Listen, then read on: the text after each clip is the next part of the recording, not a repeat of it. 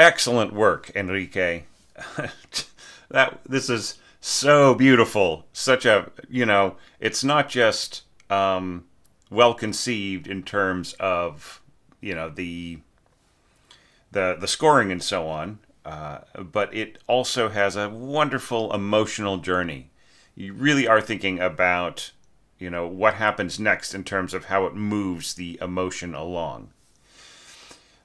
I am so tempted to jump back to the beginning and like go through that journey step by step, but I promised myself that I would start at the end of each of these entries and then work my way back to D and then forward from A. So I'm going to follow my own rule. So, of course, you can see that there are a few weird notation problems. Like, we really only need a bar number at the top of the system. We don't need them anywhere else, right?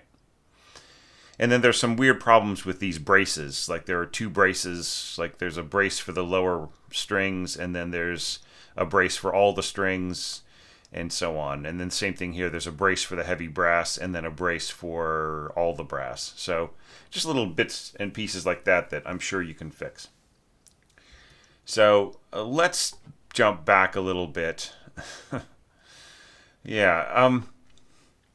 So, like, you really sort of underplay the this climax in here, but I actually like it. Like you really pull your punches. And the only diminuendo here is really in the horns. Now, I'll have something to say about the way that you scored the horns, because sometimes it works and sometimes it's kind of unnecessary and so on. Maybe in one or two spots, like 1, 3, 2, 4, and so on. I think that you could absolutely positively have scored the entire thing 1, 2, 3, 4, and then you would have octaves in both instruments here. It's perfectly fine. You do not have to do this, right?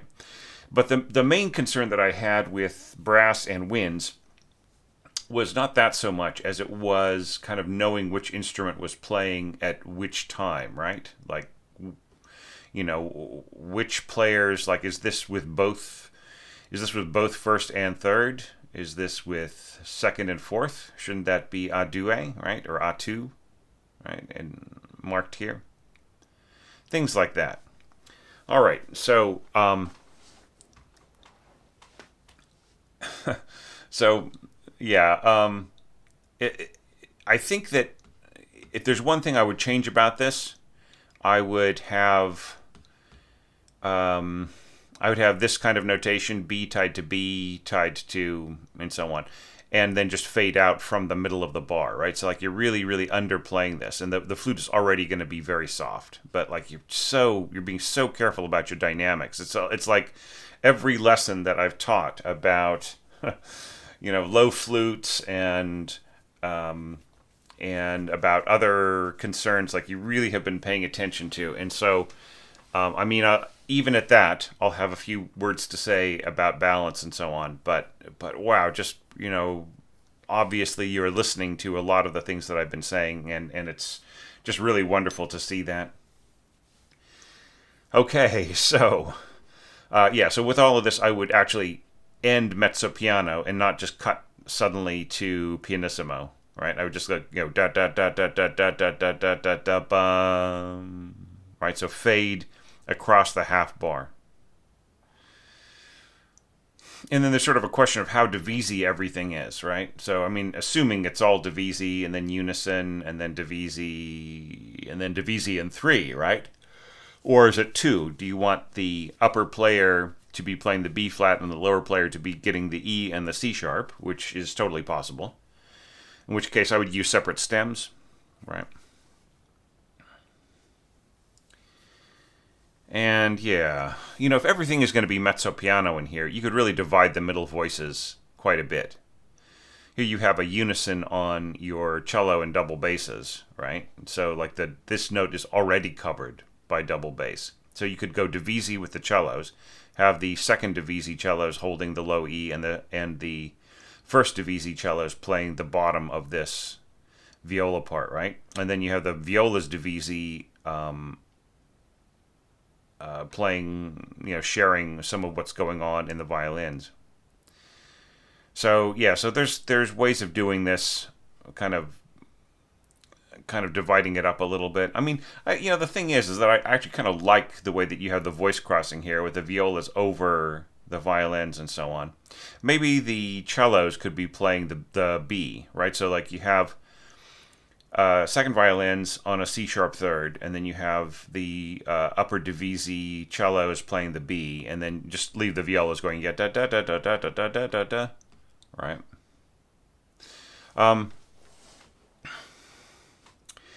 Since you have so many pitches doubled in here,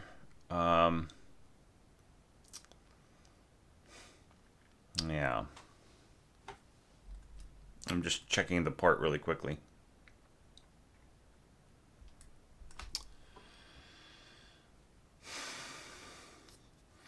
I kind of wonder whether or not some, like the clarinets or something, could have been doubling right in here. I mean, they're doing some of that already, right? Whether they could have kept up there, but I understand the sort of softening of the texture, right? You just really want this to count for something, right? Even with a little pianissimo flute note and everything else, and the roll on the harp. All right. So, did you notice something, like, as your instruments were playing here, and you walked up to the here, you've got this dovetailing, right, into your harp and celesta and so on. Did you notice how it sort of almost sounded as if the lower strings were repeating themselves rather than gaining altitude? Right? It might be and part of it is because this part feels like it's being repeated here, right? So like the top voice is stronger in the cellos here, and then it's stronger in the basses there. So it is obscuring this and making the handoff to the violas difficult. And and that is because of this being pizzicato and the violas being arco, is another thing, right? So what if you went back to arco here with your cellos? Yeah, and this is really beautiful. Harp, celesta, and violas. Yeah, and then just that kind of grounding note.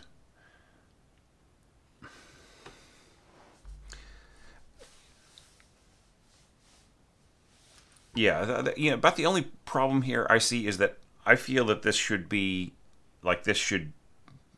continuous, right? The B should keep holding, right, and not just let go. Yeah, ba ba ba B, and then you come in with a low B, which is kind of cool. There are not a lot of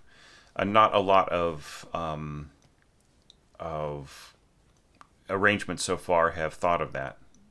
Now, the reason why there is a tie in the piano part is because the left hand of the piano adds an octave on top, right? So they're saying, oh, we'll tie this, and then when you get to this point, then add the octave on top. But you, like the Mr. Bassoon here, does not need to know that because they're not adding anything, right? So they're just holding this for a dotted whole notes length. So just write in a dotted whole note. The only difference would be is if you start to diminuendo like on the half beat, or on the half bar, excuse me. So in that case, yeah, just leave in the tie, but you don't need that. Just put in a dotted whole note, right? For both of these, or well, not here, obviously, because you've got the rest. But yeah, but I think yeah, da da da, 1, 2, 3, 4, 5, 6, right? It lasts in the piano part. It lasts, right? And then you have this stuff adding on top, and this is really, really beautiful the way that you've scored this.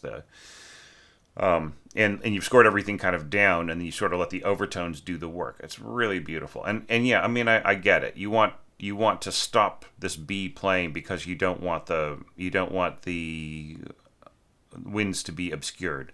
And if that was the reason, then go ahead and just leave the rest in there. Now, going on,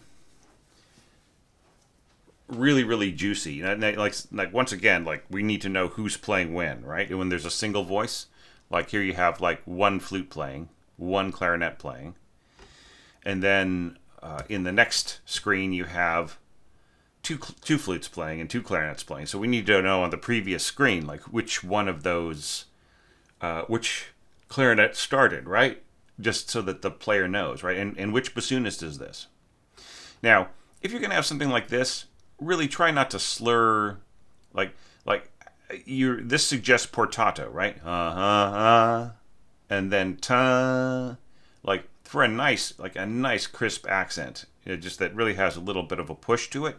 You don't slur across it, right? So just slur like this, slur like that, slur half of the bar, and then you don't have to worry about a slur after that. Just, ta, because an accent means a punch at the beginning of the note, right? So it's kind of an extra little tonguing, emphasis of tonguing. And then here, this suggests portato across, right? So just so long as you realize that, right? Ba, right? Rather than da, da, da, right?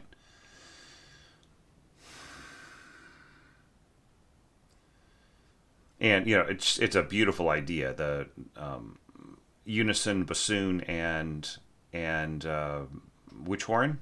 Was this the third horn player? Fourth horn player? I would make this the third and this the first. All right, we got to tell us who this is too.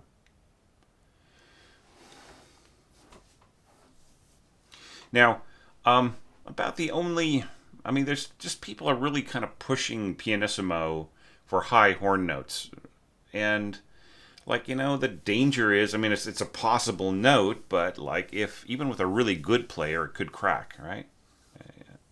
Even at mezzo forte, it could crack, but especially playing soft, it's just kind of difficult, way up high like that. Not impossible though. Yeah, so all of these portatos just have slur on the three notes with the tenuto, right? Because you're taking away the nice the unity of these parts starting together on the ya da da da, right?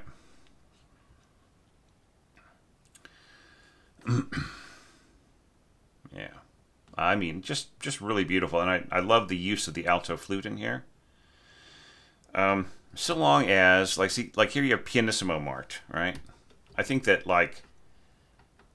the more you bring in bassoons and horns that really just suck up everything that the alto flute is playing, the more that the players, these players, have to have a little bit more firmness, but at the same time you don't want them to be too loud, because this is the accompanying part, right? So you've sort of, with the use of the alto flute there, you really have sort of set yourself a bit of a trap. But I would say just leave it alone. Just let the players work it out. All right, just this is more of kind of a Rimsky-Korsakov moment. So just his idea of the alto flute's abilities of projection was somewhat unrealistic, at least with the way that that instrument is played today. Right? He has these alto flute lines that start on their bottom note, and they're intended to be, they're in a thick texture, and they're intended to be loud. And I've heard some Russian orchestras, older recordings, where the alto flute player is just playing the hell out of their alto flute, and you can really hear it, but it's not a nice sound. It's really kind of a blocky sound. And I would not even suggest saying, well, you might say, well, I want a blocky sound. No, you don't. No, you don't. Just put a clarinet in there if that's what you want. If you want a firmer sound down there. But you don't have to change this. Your clarinets are already busy. Okay, but it's a really beautiful color. Just as long as the horn doesn't get to be too loud right in here. Especially throwing in this F sharp here, right? Because it's playing the same exact note as the alto flute. So,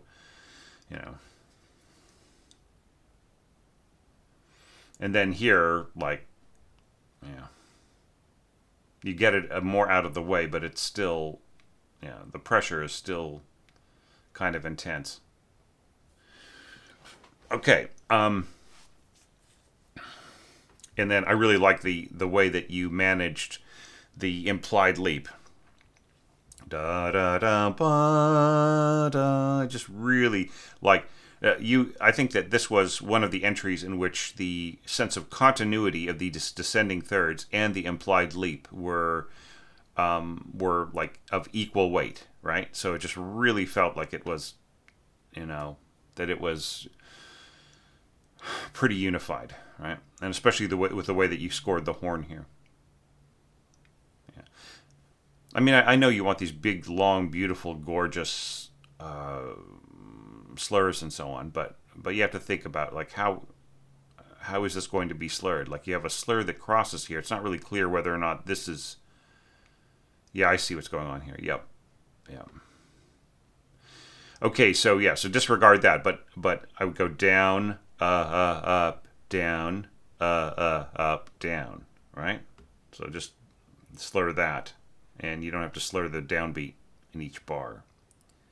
Like, you might want to, I don't know, like slurring across all of this. It's a long time for your double bassists, which have very short bows, to be bowing, but I mean, they're playing pianissimo, so they possibly could do it. But I mean, I would just say just separate bows on each of these, because you're going to have a separate bow here, right? So down, up, down, up. So on those down bows, you might as well join together the emphasis with the double basses. Okay, and then the same thing here. Things don't have to be as smooth as paste all the time, right? Just match what I suggested here in the strings. So, ta, ta, ta, and then here, ta, ta, right? And like if you have everybody together articulating on this downbeat, then the implied leap becomes even stronger, right? Okay, so there's one little mistake right in here, and I'll get to in a second. But this is really gorgeous, the way that you got it scored here. You have a fairly low bassoon part in here, so like the and it's sort of kind of turning some parts on their heads, right? Da da da dum, and like the little part that goes C B A C is missing, right? Maybe you intended the bass clarinet to do it or something, but it really does need to be in there, right? If you go back and look at the piano score at bar 67. In the left hand, the lowest part in the left hand really needs to go C, B, A, C, right? And so here you just have an octave or 2 octave apart thing happening in the oboe, right? So that's just a little bit of missing color in here. And then here we've got this da, da, da.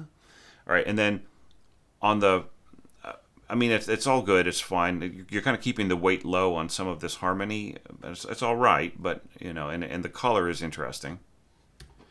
But then when we get to here, you have so many instruments playing E flat. Like you've got leftover. It's confusing, right? Because it's like leftover from previous things, right? So we got it in the flute and in the clarinet already, right? And then here we got it in oboe. Now, the alto flute is going to be playing F, right? But you're pitting this F in a very soft instrument against oboe right when it gets strong. And, your mock-up, your sound set for your mock-up is telling you the truth here. The clarinet and the oboe stuck together on that same sounding E flat is going to basically just throw out this beautiful F right in here in the alto flute. Right, so it is gone, and that's why this chord sounds like this massive E flat unison, right, on top. So just really watch out for that. Yeah, and then you've got some much lower things happening right in here, which that's perfectly all right. You got your low A flat here I'm assuming that's fourth horn. Should be playing octaves above the double bass, and then you've got the C in the middle with your cello. So you really spread it out, and that's fine. But it just sort of the middle, like the more you pull apart, the more of a space we sort of start to feel in the middle. So I would just say, like, see if you can revoice this. See if you can take away so much weight on E flat. If you have to, if you have the line of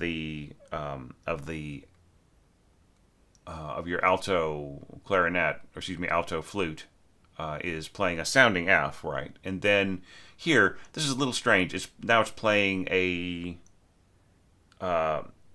like it's resolving to a sounding E. Yeah, so it's just a little strange. That yeah, I think it needs a little bit of work in here. Now this is really lovely. Celesta sounding an octave above the alto flute, and here I would definitely say solo over the alto flute. Right, this is an alto flute solo. And this lovely little pizzicato pluck I would share between the cello and the double basses, right? Just, they're both sitting there. They don't know what to do. You've indicated that they both have sort of a breath afterwards, and I would put that mark at the end of the bar.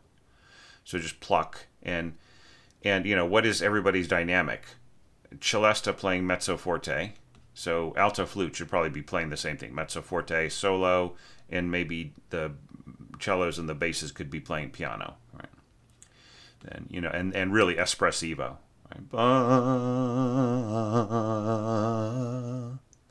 And then you add the other elements around it so beautifully, so softly, just really, really wonderful. And then, of course, these should be marked like pianissimo and so on.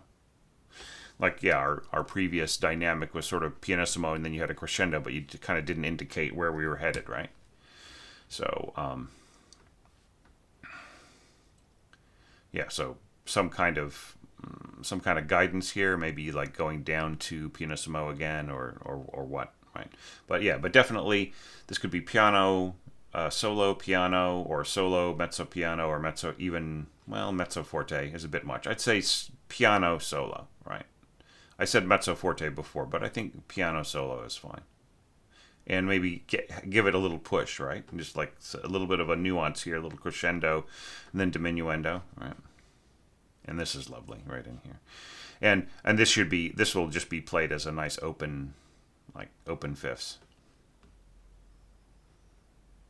Right. Now here, I was listening for the D, but you left it out. Right, what's the top note in that bar? It's D. Right, and where is it? It's in the clarinet, but it's so much like like you have everything else going on around it. You have in very close proximity. You've got like bassoon and then you've got bass clarinet over it, and and then alto flute is also sharing that note and so on. But it's just the thing is that things are so low that we can't really hear that ba da da da. And then here you go, bum, which would be da, but it's da da da da da. So you see what I'm saying? Like the line, like goes up, right? So like I think you would be better off having a higher D, right? D da da da, and it could be just put your clarinet up higher, and then dovetail into the alto flute part, and so on. And then, so one little thing right here is, the very round tone of the bassoon dovetailing with the sound of the alto flute, right? So those timbres don't have a whole lot of unity, right? So they may not blend together all that well. It's the kind of thing where if the alto flute were to dovetail with the bass clarinet, playing some of these same pitches, then the bass clarinet were to dovetail to the bassoon, right? Or just leave it in bass clarinet. That would be a more seamless, because like you can dovetail from clarinet to alto flute, and then alto flute back to bass clarinet, and so on, and then it would seem. I mean, everybody of course will notice the timbral difference, especially if the alto flute is really, if the flute player is really yocking it up, like really putting a lot of breathy vibrato, and just really making it emotional and everything else. then like yeah, they really will notice the difference between the clarinet dovetailing to the alto flute and then dovetailing to the bass clarinet. But here, like dovetailing to yeah, yeah.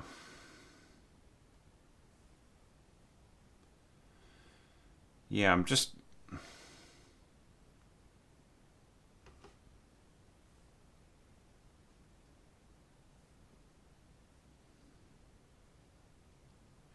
yeah, so it's a little off too. Like, um, yeah, for this to be a B, it would have to be written as E, right? So it's a little.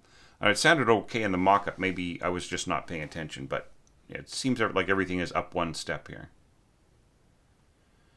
right? So if this is intended to be E, as you know, as it is in the piano part, it would need to be one step down, right? Because it's in the notes are sounding down a perfect fourth, not down a perfect fifth. Because it's alto flute in G, right? Let's see if I'm messing something up here. I'm not noticing. I'm going to jump back to the beginning. Yeah. Yeah. See, so I see what's going on here. So this is one of the reasons why I was just really. Yeah. See, so. All right. All right. So I see what's going on here. Okay. So. Right. So you have alto flute in F, but it should be in G. Right. And so that's what was messing me up here. Right. So like you didn't even have the F here that is in the original. You had a. This was also E flat, right? So yeah. So this part, you know, I was wondering at the D major key signature, it should actually be like a C key signature, right? Because it's if it's in G, then the key of G will be the key of C. So yeah, so it needs a little bit of work. Yeah, so that really threw me, Enrique. So yeah. All right. So but that's easily fixed. Yeah. So I wonder like that your setup. I don't know if this seems to be Dorico, maybe. So your setup would allow you to score alto flute in F rather than in G. So that's something worth looking into. All right. But this is all beautiful, like the way that this like works its way down with cello and I think that with this roll on the celesta, it and the you know and the way that the basses and clarinet and I hope this is fourth horn come in, then you get around the problem of this D holding on and you know possibly confusing the ear. So yeah, so that's really nicely done.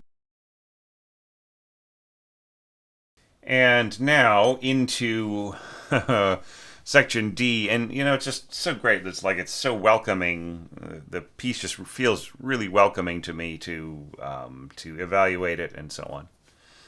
It's just really lovely. So I'm going to talk a little bit about some bass notes first. Okay, so we're just going to sort of skip through this. Um, yeah, I mean it's all working out pretty well, and I'll make some more comments as I go. But it's just this part right in here. Like, shouldn't this be like a D right here at bar 46? I'm kind of looking at. Um, yeah. Um, yeah. And then yeah, this kind of feels unnecessary right in here. And then we got these real heavy G's in your trombone and tuba right in here. Um, and then which kind of work against the C sharp. It kind of like just really brings out the in a very cutting way. It just really emphasizes the fact that that there is a you know that there's a diminished fifth right there. Um, yeah, and I'm just kind of wondering what was the reasoning behind that. Yeah, so it's like I see it's sort of Yeah, so you have kind of reinterpreted the harmony in here and kind of taken out a lot of the double sharps and so on and so forth, and you've interpreted some of it as flats and so on. Okay, so I mean that's all fair, but you know what, I would just like reinstate the original pitches as they were, right? Because I think that it just is a chance of confusing the issue, right? Yeah.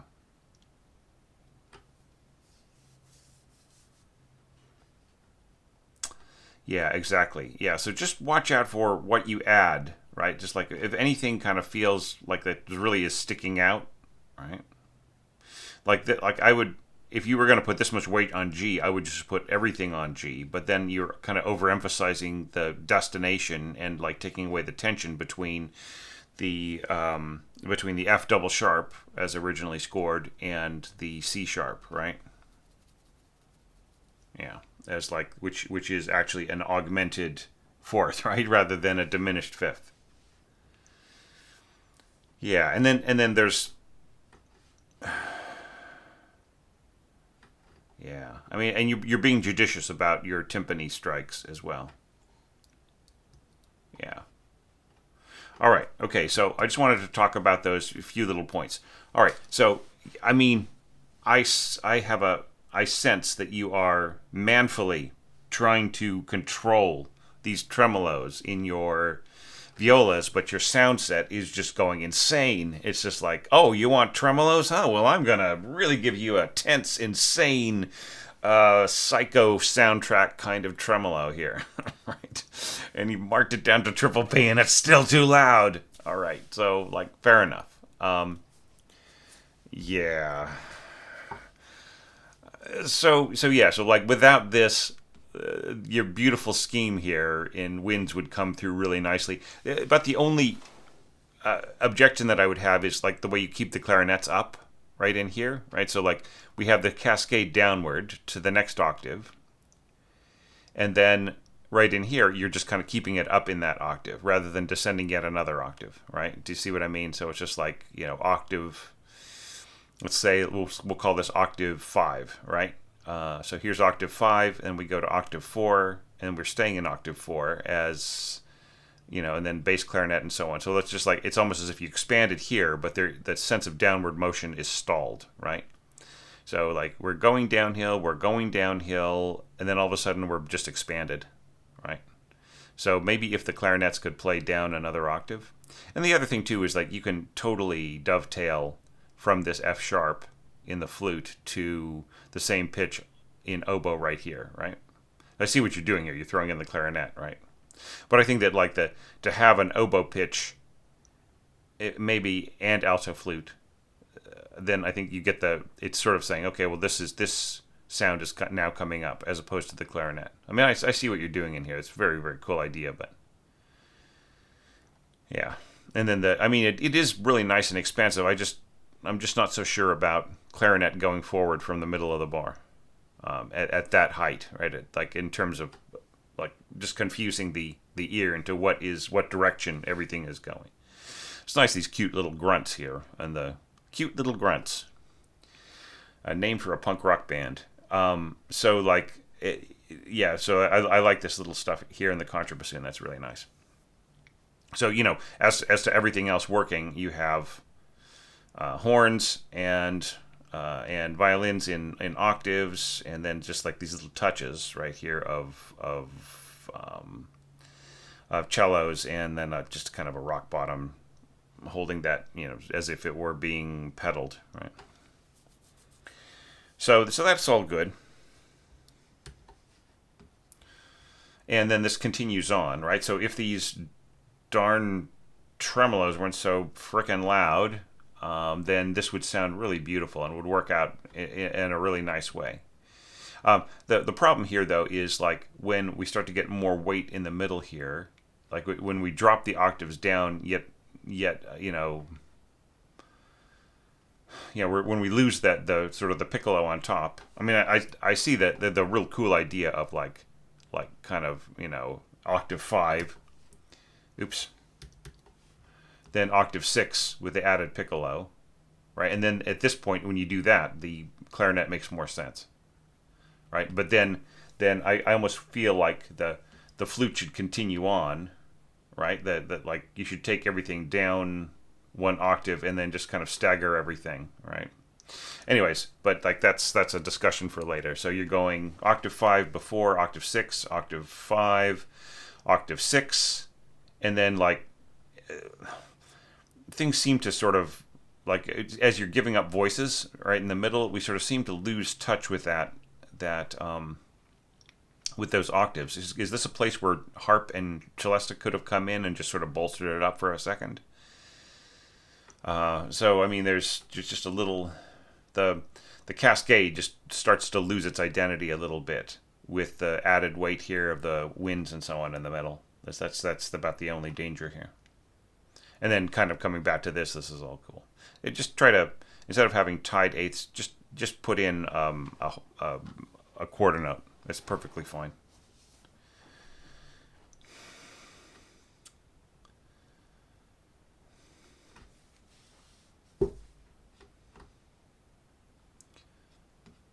Right, and then here we're kind of going into a new phase, and this is kind of neat, the sort of dancing. Boop, boop, boop, boop, boop, boop, boop, boop. I almost feel like, the double basses could be doing a hell of a lot more right in here to support what's going on the contrabassoon. It's a pretty active part for the contrabassoon. It's almost more like you should reverse this. Like the contrabassoon should get a few notes here and there, and the double basses should be doing more of the boop boop boop boop boop boop boop boop boop, that kind of thing. They can do that all day long. And maybe you could like divide the contrabassoon part between contrabassoon and tuba, right? And then just like everything has a lot more weight, because here's where it really starts to disappear. Even though you're throwing in some well placed timpani right in here, still. Right, it starts to kind of flutter away, and in here you have much more integrated scoring between winds and strings, and and adding a little bit here, and then what happens? We're missing something in here, right? And then here, like I think we have the emphasis on the wrong part of the melody, right? Shouldn't this be G? And then or actually B, right? And then B, A, and then going down to E, right? But instead you're going G, A, G, right? And you drop your, it's strange, the horns drop out right in here, right when they're the most needed, right? And then all you can hear right in here is just this kind of ringing trumpet, which is blasting through the entire texture and kind of swamping the all the beautiful harmony you've got here in the violins, which also is kind of denuded of any support from the winds. I'm just wondering what happened, if you accidentally erased some bars in here or what, right? Because this is exactly where, having to face the C trumpet, your strings would need the most support, right? So I think that there's some missing bars in here. Yeah. And just like there's, the horn, like once again, the horn parts right in here could really have been used to bolster what's going on in here. See, I don't, all right, so we have all of these octaves going on. I recommended, hey, bring in some, bolster things and blah, blah, blah. I said that before, right? And then like here, like that part is just disappearing and going away, right? So, and we're kind of cruising towards this other part, and I think I sense a kind of a purpose in here of you like trying to kind of adjust the parts so that they'll eventually evolve into yet dot dot dot dot, right? From this part here.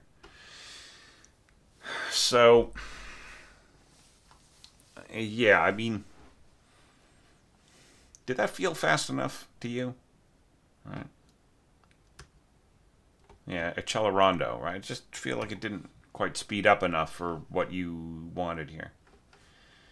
Yeah, so I'm not sure that the evolution is all that smooth, right? Like, leaving out things in these parts, kind of going to these octaves, which kind of really can't be heard over the intensity of the trumpet. And there's one other factor, too, that you should think about, right? Like, just going back again over this. Like here you have these beautiful, smooth, cushioned, lovely harmonies, in your strings, and you're doubling some of those harmonies in winds and horns. Right? And I guess you could sort of consider this. It's just so loud. Like when you put an accent on this, forget about it. Everybody else disappears, right? So maybe get rid of the accents unless you really want this trumpet to take over everything.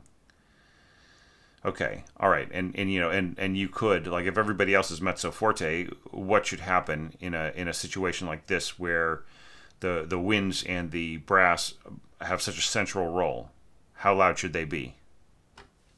What has been my thinking about this and my teaching on this, and especially in a way of making your mock-ups work better?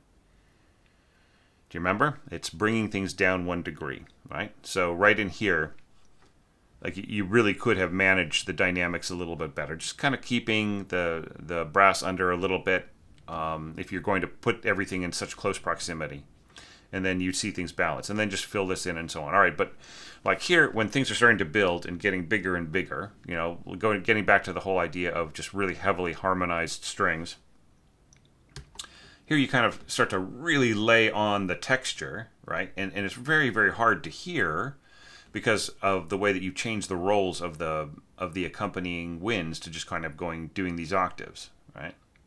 So, and we got the horns in here. The horns start to become brighter and brighter, and we're barely using, like we could use. There are 2 bassonists, right?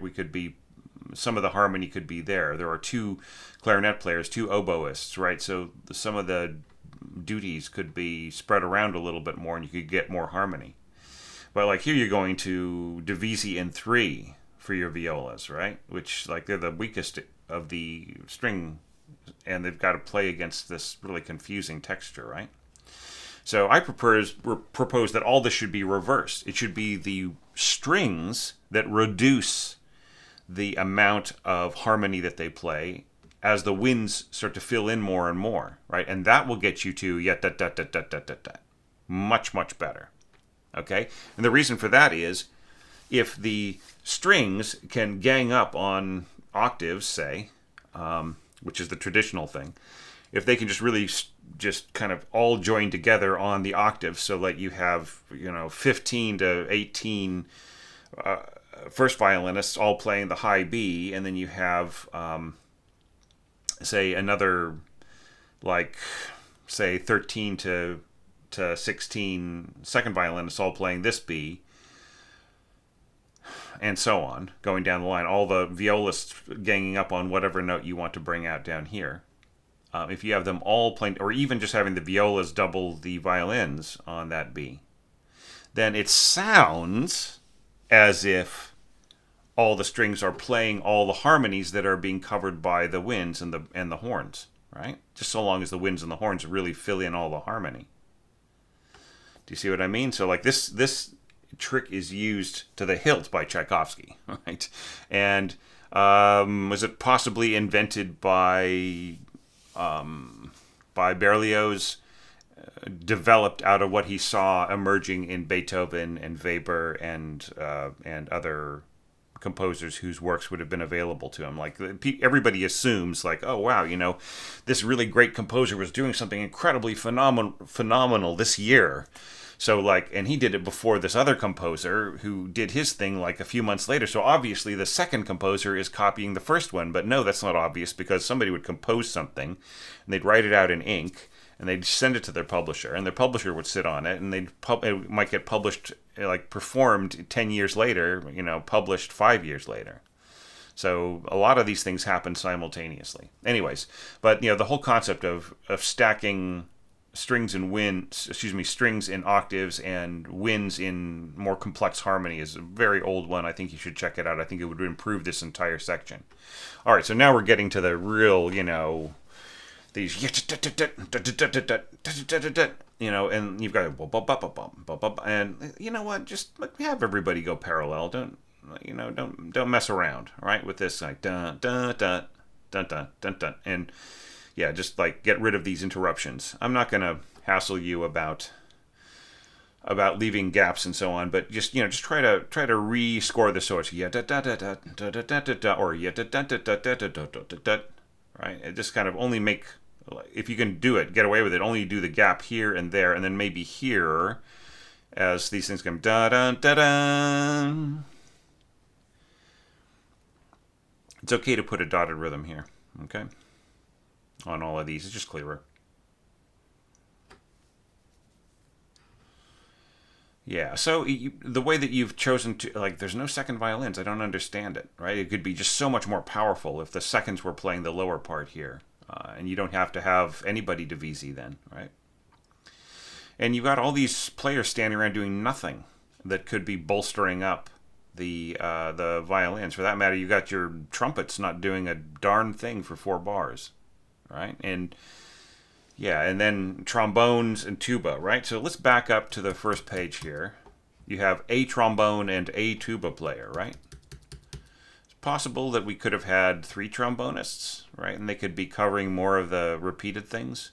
Well, I'm not going to pick at it too much because you've got your own approach here, right? And I mean, how loud do you end up getting, right? You're saying mezzo forte and the brass. Shouldn't that mean that the winds and the strings get up to forte? Right? And then that would be a nice, rich, solid sound. No need to go to mezzo piano here, right? And then mezzo piano to what? I mean, everybody's mezzo piano, and then you have forte trumpets here. It's really, the mix is really weird, man. So I would just say, just redo everything. Mezzo forte brass, forte strings, okay? And if you want to just kind of come down and then push up again, make sure you put in a a crescendo hairpin right in here. So like maybe, and only drop to mezzo forte. Then da da da da, back to forte, da da ba da ba da da da da da, and so on, right? Pardon my tuneless singing. Right, and then just don't go for the forte here. You're just basically washing out everybody else in the whole orchestra, right? But just think of like a role here that the trumpets could be playing, yep, up, up, up, up, up, up, up, up, up, up. They could really be helping out, just really keeping things nice and bouncy and tight. All right, and then here, I love the cool down. So like I would make an exception of saying like, oh, don't cool down, keep it really, really loud. You have got that really planned into the fabric of your accompaniment and everything else. But I would say that like, shouldn't you ease out your brass a little bit, right? Rather than just stopping. It almost feels like these are 2 separate sections, right?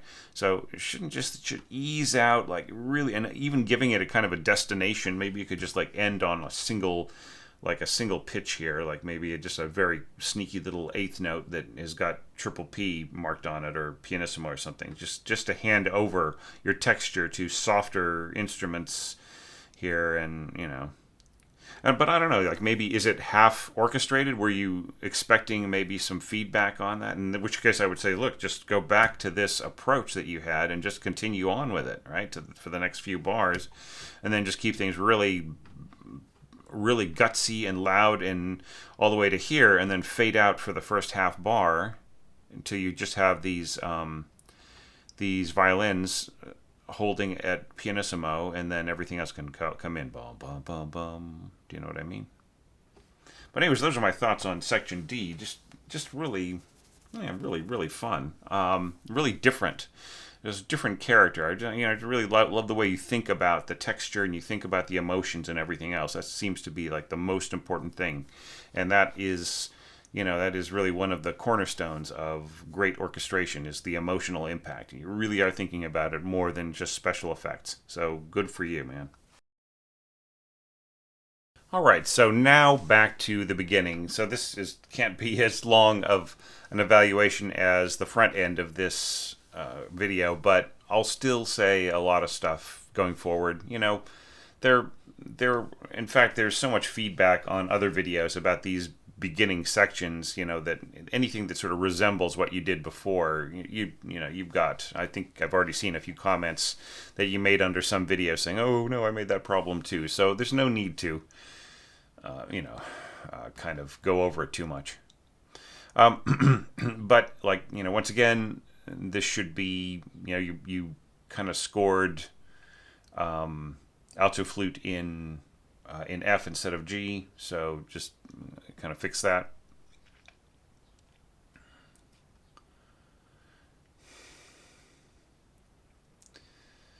All right, so your idea here was to have celesta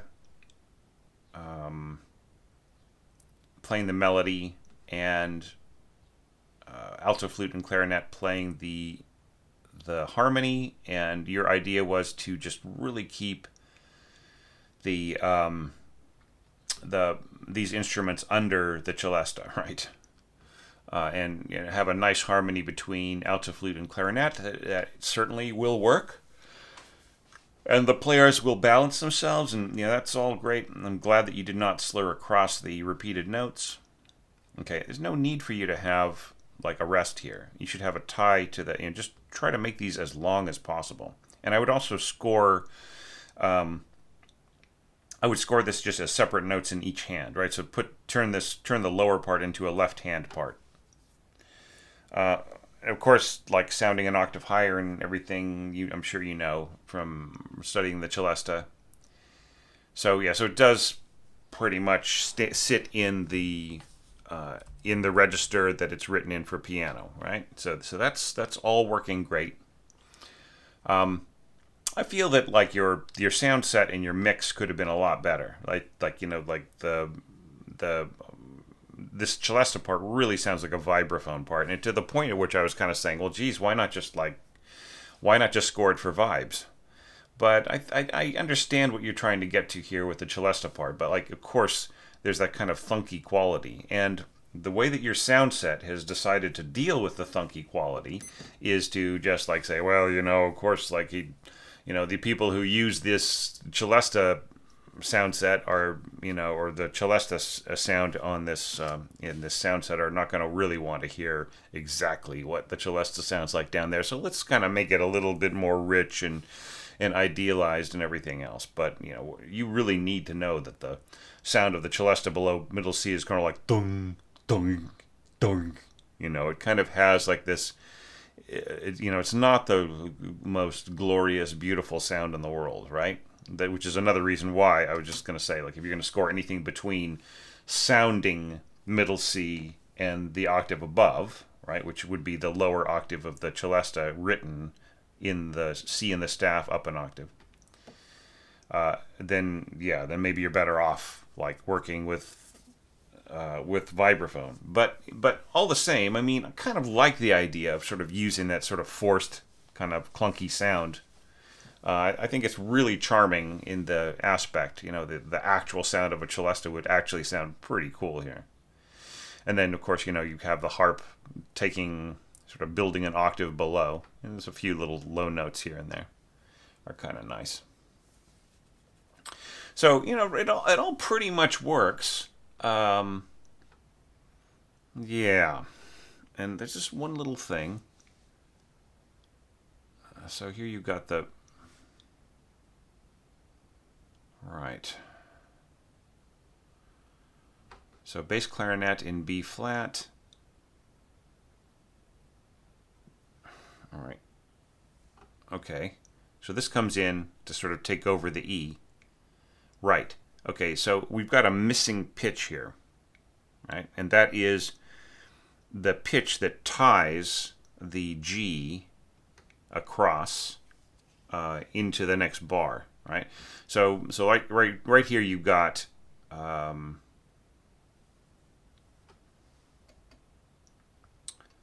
So you've got the I'm just kind of looking at this. Yeah, so it's the part that comes in right in here. Okay, ba da da da da.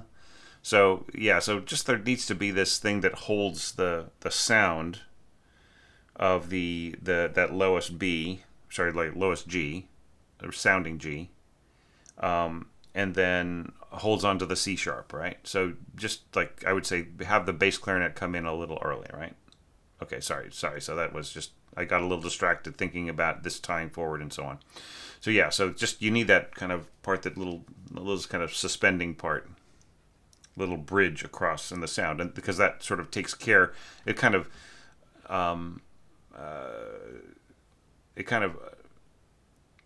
destroys any need for you to throw in a bass note here, right? Because you've already got that kind of bridging of the sound across.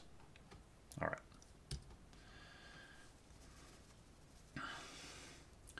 Right, and it's such a charming sound here that like you kind of don't really progress the texture very much until you bring in bassoon right in here.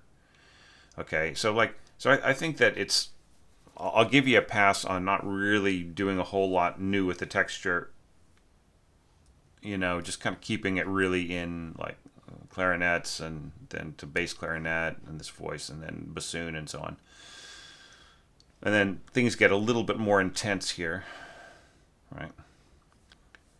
So here we have a little bit of a problem here in the way that you double the bassoon line an octave higher in the alto flute, but you just have that middle line in the harp, right? And it's just not enough. Like the sound, the firmness of sound that you get from a wind instrument, the continuity of a pitch that just has breath pressure behind it for the entire duration of the note until the note is wrapped up towards the end, is really different from a harp note which is just plucked, right? So like when you are trying to work out these little harmonizations and stuff like that, watch out about combining the two different instruments in tracking harmonies like this, because this line would just get completely lost, right?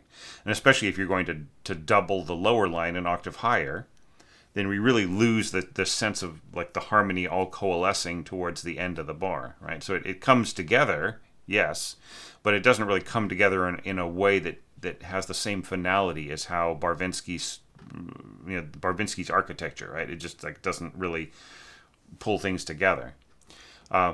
So like, couldn't the alto flute have doubled this line, right? Down where it has a much more charming sound.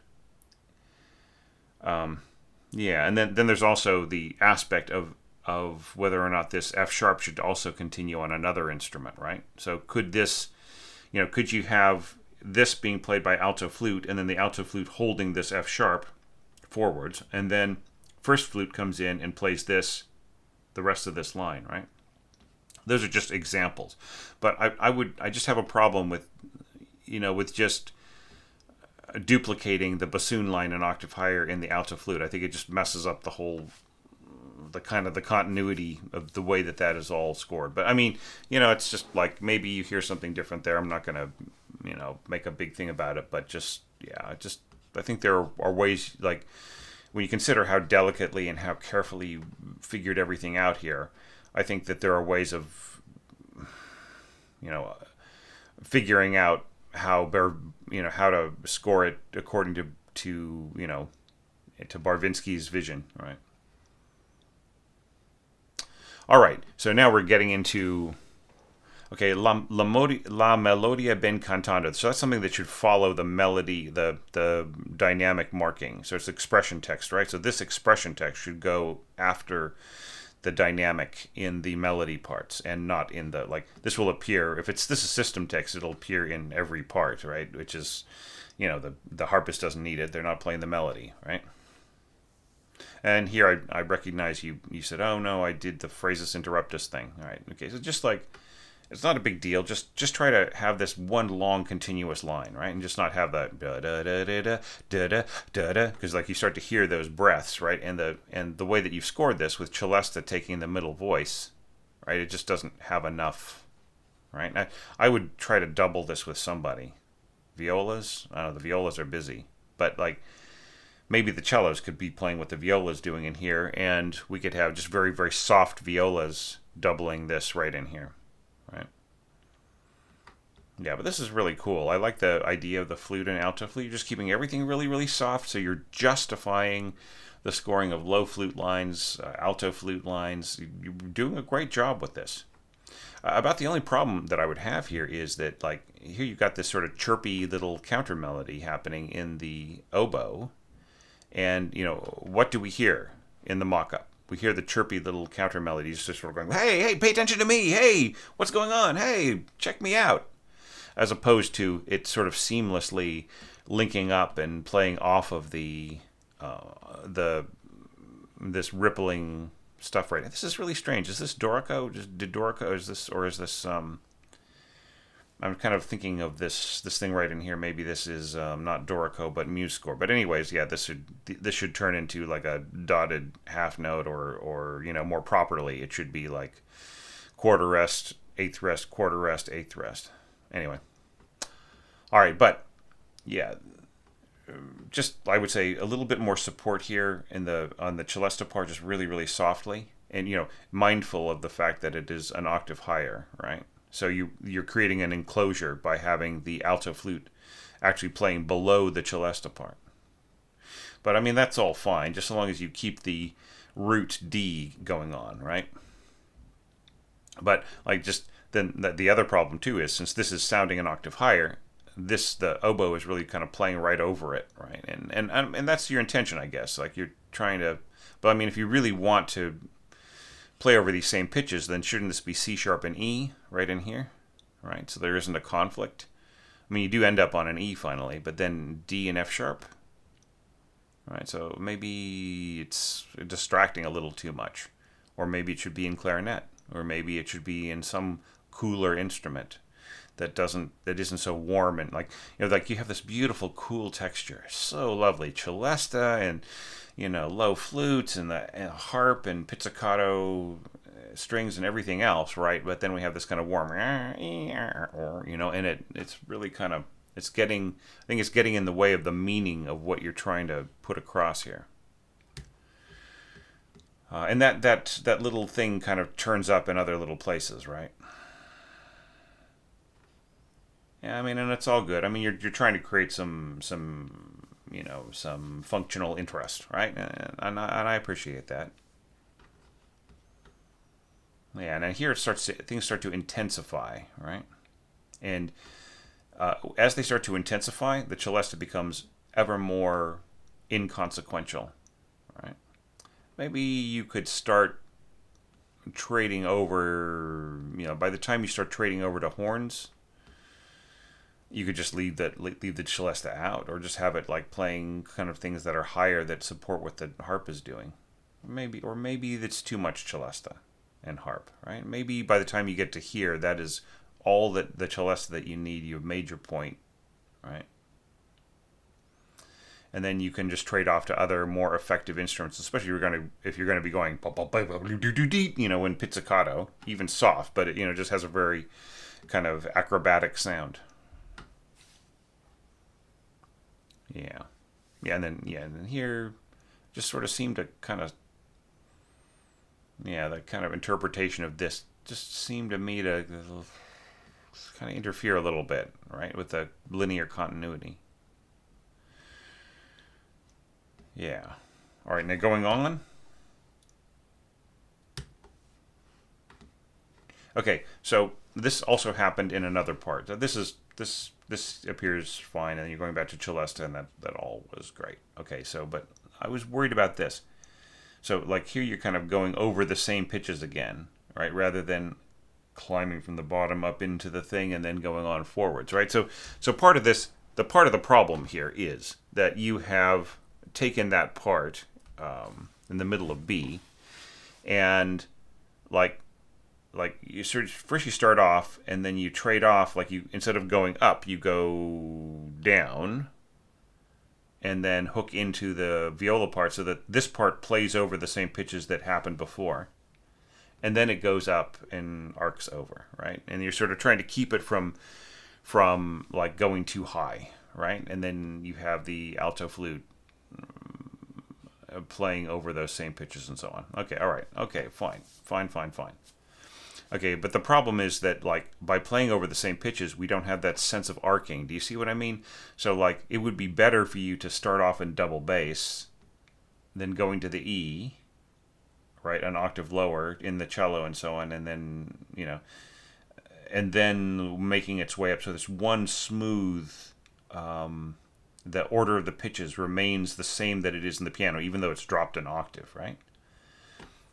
I'm just not convinced by this, going A, E, A, G, C, E, right? The same E, and then you play the same A again, right? And then the same G again, and then you get to the C. So I just, it's the same three notes twice. So I feel like that it's just kind of going in circles rather than having this beautiful wandering arc that, and I know, like, you wanted to work in the alto flute and everything else, right?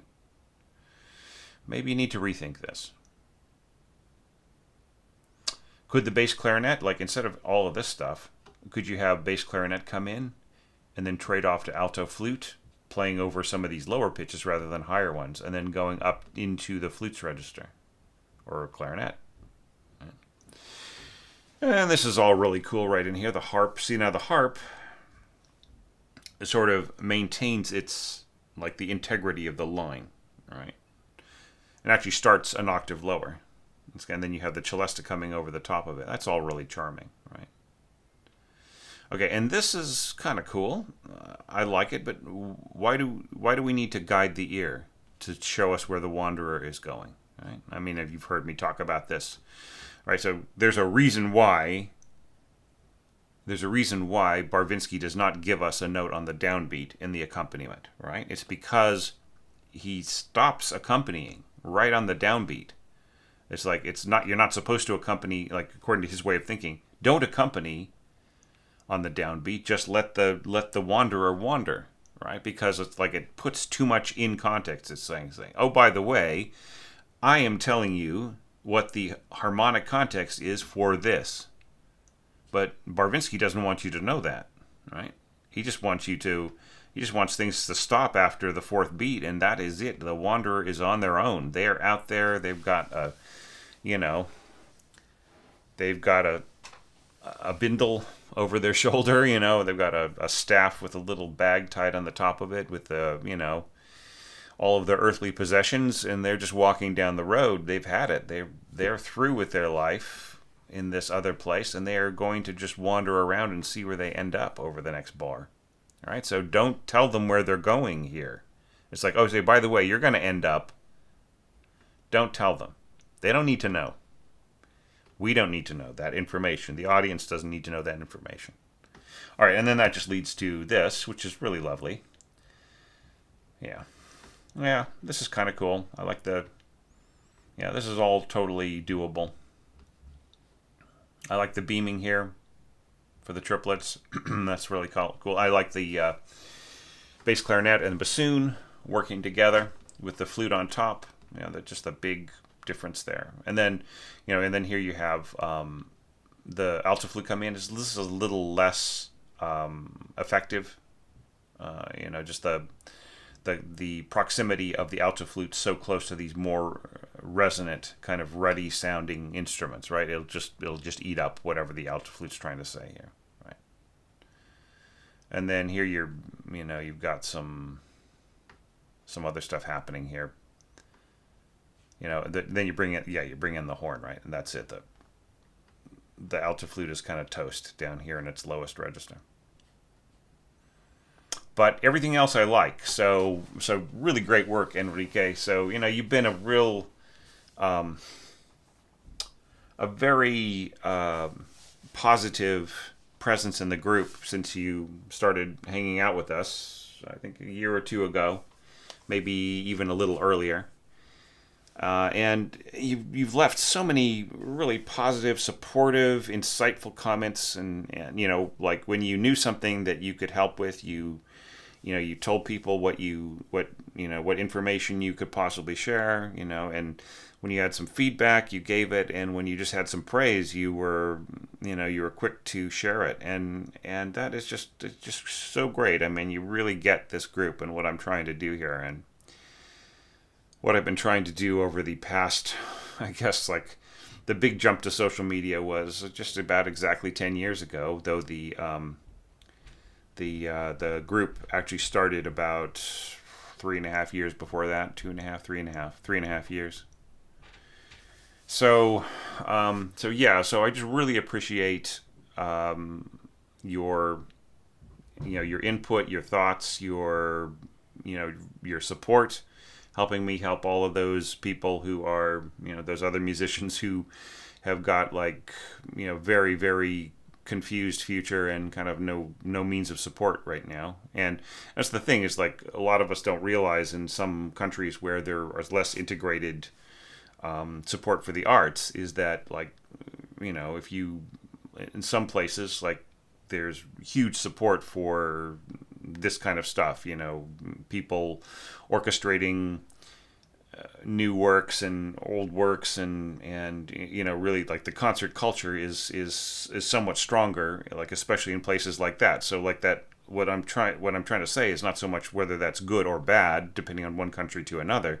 What I am trying to say is, like, in a place like Ukraine, and Eastern Europe and Central Europe and so on, like, you have a job and that's it, and you play in the orchestra and you compose music and everything else, and it's all sort of tied in together.